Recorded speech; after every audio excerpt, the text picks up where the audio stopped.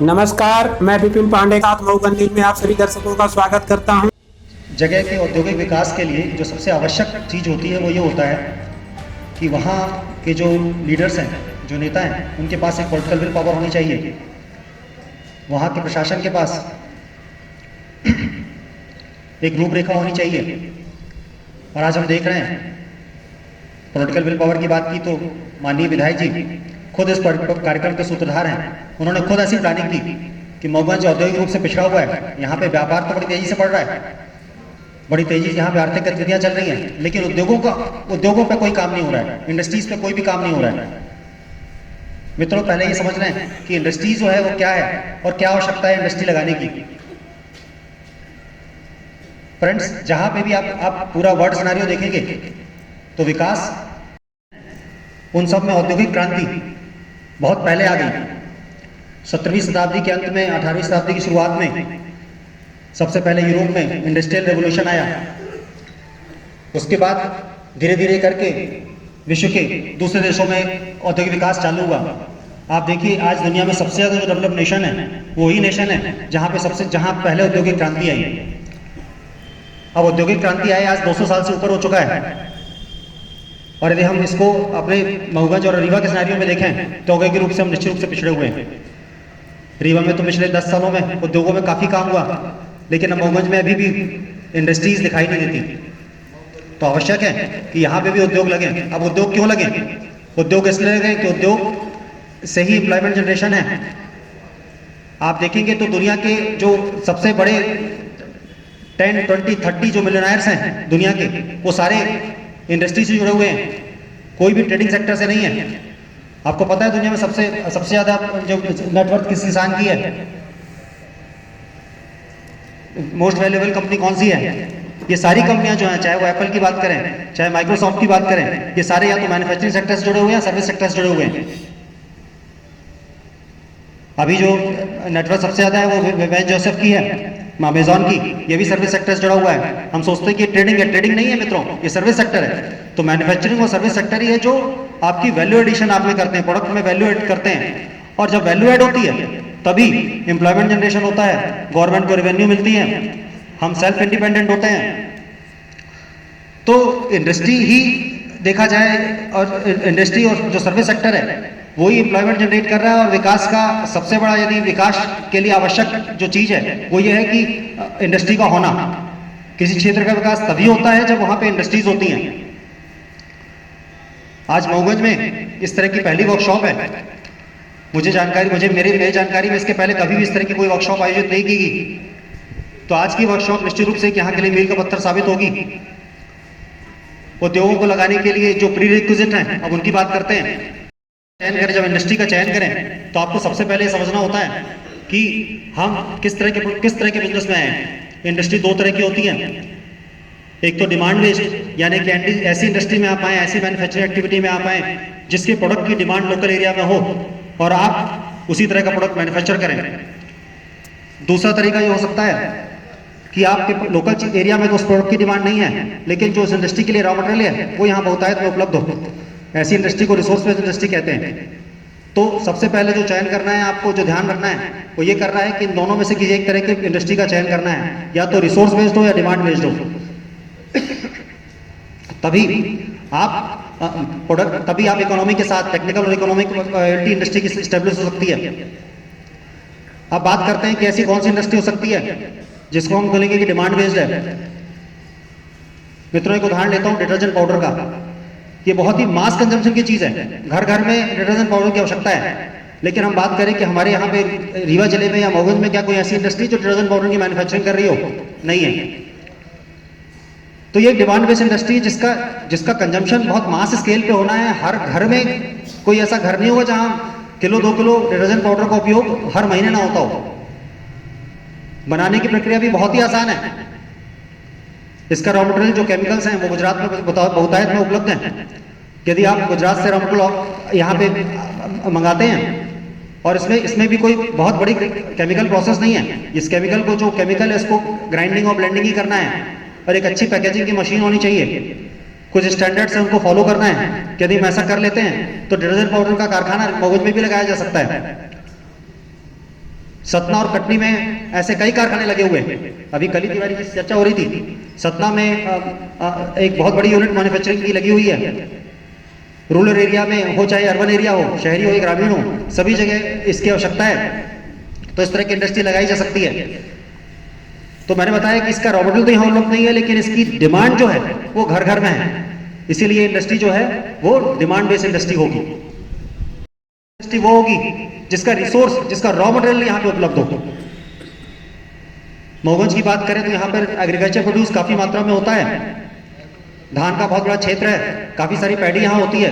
यदि rice mill यहाँ लगाई जाए तो यहाँ पर रॉ मटेरियल उपलब्ध है, रॉ मटेरियल उपलब्ध है, और यहाँ की धान से जो राइस पैदा होगा वो कहीं भी सप्लाई किया जा सकता है, क्योंकि राइस भी मास कंजम्पशन की चीज है।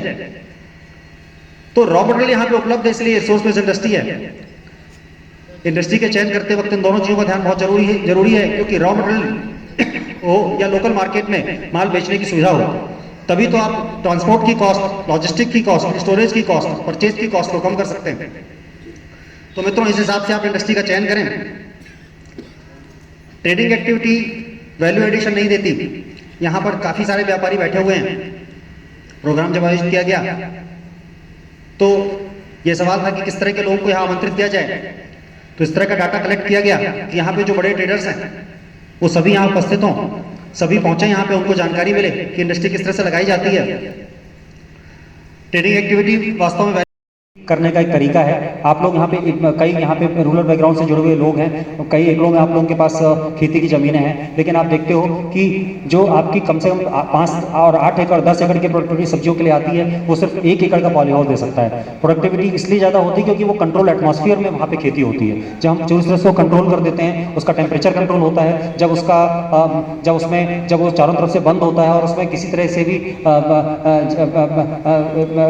बैक्टीरिया वायरस की एंट्री नहीं हो सकती है उस पूरे उसमें, तो उसकी प्रोडक्टिविटी मैनी फोल्ड हो जाती है। तो पॉली हाउस के माध्यम से संरक्षित खेती की जा सकती है और बहुत ही हाई प्रोडक्टिविटी के साथ आप उत्पादन कर सकते हैं। पॉली हाउस में 50% गवर्नमेंट की सब्सिडी है। करीबन 1 एकड़ का यदि हम प्रोजेक्ट की बात करें, जिसमें यदि आप रोज़ लगाते हैं तो प्रोजेक्ट कॉस्ट आपकी करीबन 55 से 60 लाख रुपए के बीच आती है, और करीबन इसमें 50% की सब्सिडी है। आप कैप्सिकम है, बहुत सारी नई सब्जियां हैं। लोगों ने अभी रीवा में पॉली हाउस में धनिया लगा रखी है, बहुत अच्छे रेट्स उनको मिले। कैप्सिकम लगाई, उन्होंने बहुत अच्छा उनको रिस्पॉन्स मिला। फ्लावर्स में जवेरा है, रोज़ है, इनमें काम किया जा सकता है। ये बहुत ही लो कैपिटल इंटेंसिव बिजनेस है, इसमें बहुत ज़्यादा कैपिटल कॉस्ट नहीं लगती। हाँ, जरूरत है इस चीज़ की कि डेडिकेटेड होना चाहिए आदमी। ये पार्ट टाइम व्यवसाय नहीं है, आपको फुल टाइम इसमें देना पड़ेगा। आपको बहुत ज़्यादा स्किल्ड मैन पावर की आवश्यकता भी नहीं होती, जो गवर्नमेंट एजेंसी इसे पूरा सपोर्ट करती हैं आपकी।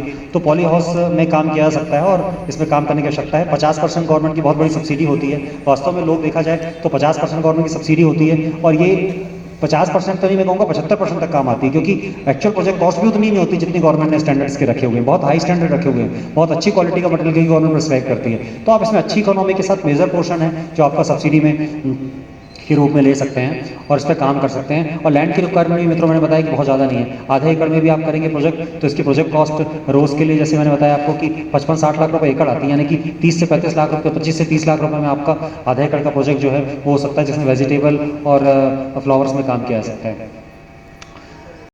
ये केवल एक सपोर्टिंग एक्टिविटी है हमारी मैन्युफैक्चरिंग के लिए। तमाम सरकार की जो नीतियां हैं वो मैन्युफैक्चरिंग सेक्टर के लिए हैं। अभी तिवारी जी ने काफ़ी सारी सब्सिडियों के बारे में बताया, सांसद महोदय भी सब्सिडी के बारे में बता रहे थे किस तरह हमारी सरकार सब्सिडी दे रही है। तो ये सारी सब्सिडियां जो है वो मैन्युफैक्चरिंग सेक्टर के लिए हैं, ट्रेडिंग सेक्टर के लिए नहीं है। इसकी वजह है क्योंकि सरकार का भी थ्रस्ट एरिया जो है, जो उनकी प्रायोरिटी है वो मैन्युफैक्चरिंग है। मैन्युफैक्चरिंग ही एम्प्लॉयमेंट जनरेट करती है, मैन्युफैक्चरिंग ही सरकार को टैक्सेस देती है। मैंने बताया कि दुनिया के जो टॉप 20-30 मिलियनर्स हैं सारे वो मैन्युफैक्चरिंग या सर्विस सेक्टर से आते हैं। तो मित्रों, आपके व्यापार करने की भी एक सीमा है, ट्रेडिंग एक्टिविटी की एक सीमा है। आपको वो एक लेवल के बाद आपको वो ग्रोथ नहीं दे सकती, एक आयाम उसी लेवल तक दे सकती है। आपका ग्रोथ का डेवलपमेंट आपका और आपके समाज का डेवलपमेंट कर सकती है जितना कि लोकल मार्केट है। लेकिन जब आप मैन्युफैक्चरिंग सेक्टर की बात करते हैं तो आपके लिए स्काई इज द लिमिट, यानी कि आप जितना काम करेंगे जितने पोटेंशियल के साथ काम कर सकते हैं, आपके लिए उतना बड़ा मार्केट तैयार है। बड़ी मैन्युफैक्चरिंग कंपनियों की बात करें तो उन्होंने ग्लोबल मार्केट देखते हैं, वो कोई लोकल मार्केट की बात नहीं करते। और आप भी निश्चित रूप से जब यहाँ उद्योग लगाएंगे तो आपके लिए लोकल मार्केट कोई आपके लिए सीमा नहीं है। आप इसमें आप रीवा, आप पूरे प्रदेश, आप पूरे देश और ग्लोबल मार्केट की बात कर सकते हैं। अब चर्चा करते हैं कि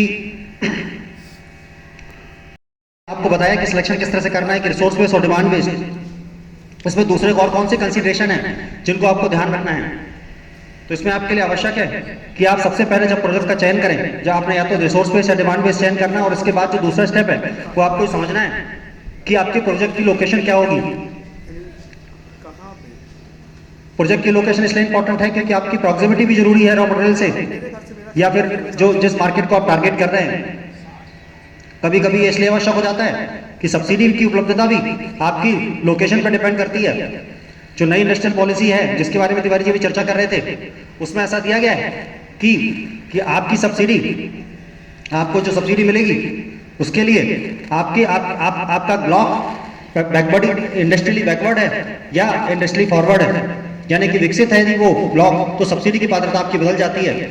इसी तरह से रीवा जिले में, रीवा शहर की बात करें तो रीवा शहर म्युनिसिपल कॉर्पोरेशन के लिमिट के बाहर ही एमएसएमई की सब्सिडी का फायदा उठाया जा सकता है।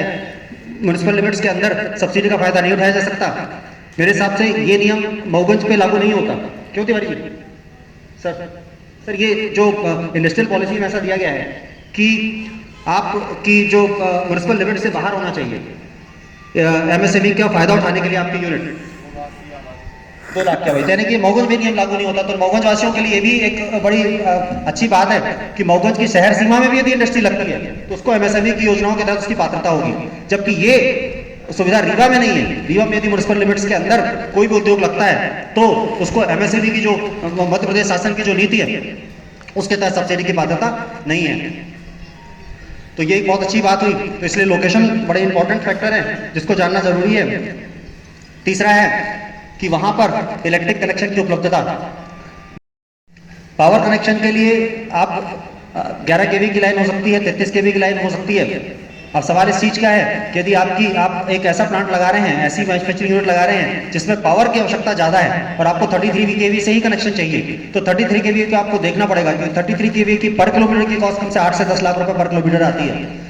तो इसके लिए आपको आवश्यक है कि वो सब स्टेशन से या ऐसे सोर्स से जहां से 33 केवी की लाइन आपको इजीली एसेसेबल हो, ऐसी जगह से आपकी इंडस्ट्री सिचुएटेड हो। कुछ दिन पहले मुझे मऊगंज के एक व्यापारी आए थे और वो एक राइस मिल का प्रपोजल लेके आए मेरे पास।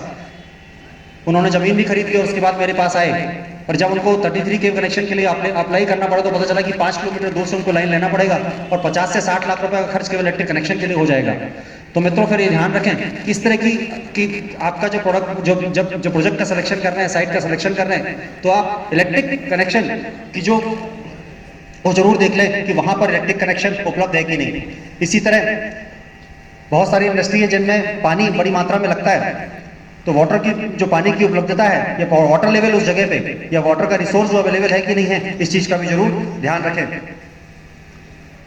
किसी प्रोजेक्ट का सिलेक्शन करते वक्त उस चीज की टेक्निकल और इकोनॉमिक वायबिलिटी को भी ध्यान रखना जरूरी है। टेक्निकल वायबिलिटी का मतलब है कि टेक्निकली वो प्रोजेक्ट वायबल होना चाहिए। आप कोई ऐसे प्रोजेक्ट का सिलेक्शन करते हैं जिसकी टेक्नोलॉजी अभी प्रूवन नहीं है, जिसके लिए या लोकल आपके पास ऐसा मैन पावर उपलब्ध नहीं है कि वो स्किल्ड मैन पावर हो, तो भी वो प्रोजेक्ट वायबल नहीं हो सकता। तो आपको ये भी ध्यान रखना है कि प्रोजेक्ट टेक्निकली वायबल हो, यानी उसकी टेक्नोलॉजी प्रूवन हो, उसकी टेक्नोलॉजी इजीली अवेलेबल हो, उसकी टेक्नोलॉजी के लिए जो को इंप्लीमेंट करने के लिए जो स्किल्ड मैन पावर है वो भी आपके पास उपलब्ध हो। इकोनॉमिक वायबिलिटी का मतलब होता है कि प्रोजेक्ट इकोनॉमिकली वो सारे पैरामीटर्स में फिट बैठता है जिससे कि वो प्रोजेक्ट बैंकेबल हो सके, यानी कि उसको बैंक फाइनेंस कर सके या उसमें इतनी इकोनॉमी जनरेट हो सके कि बैंक का रीपेमेंट वो आराम से निकाल सके। इसके लिए बैंकर्स भी यहाँ बैठे हुए हैं। बैंक बहुत तरह से इसका रेशियो एनालिसिस करता है, प्रोजेक्ट को देखता है वो कि प्रोजेक्ट जो है उसमें इतनी कैपेबिलिटीज, इतनी सरप्लस जनरेट हो रही है कि नहीं हो रही है, कि वो प्रोजेक्ट उस पीरियड में जो उसका रीपेमेंट पीरियड 7 ईयर 5 ईयर से 10 ईयर्स में वो इतनी सरप्लस जनरेट कर रहा है कि नहीं, कि उसका वो इंटरेस्ट और प्रिंसिपल जो है वो रिकवर हो सके।